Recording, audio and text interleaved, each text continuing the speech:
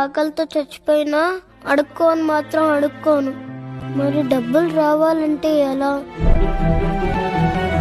అన్నా,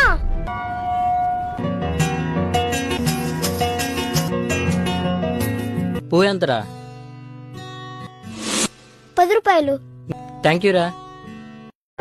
అయ్యా చిన్నపిల్లడైనా అడుక్కోకుండా ఎంత కష్టపడుతున్నాడు చూడరా రేయ్. మన పని చేసుకోవచ్చు కదా. అక్క, అన్నం ఎంత? 30 రూపాయలు. పప్పు 20 రూపాయలు. 2 కల్పించండి అయితే.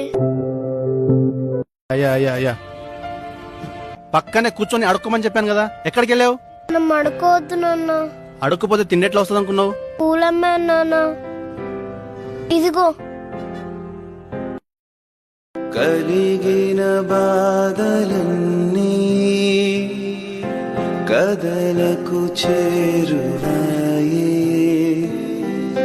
బ్రతుకున ఆశలన్నీ ఇక్కడ నుంచి మనం బిచ్చం అడుక్కోవద్దు నాన్న. అయ్యో పూలు అమ్ముకుందాం. బాయ్ నాన్న. బాయ్ నాన్న, జాగ్రత్త. Download ShareChat.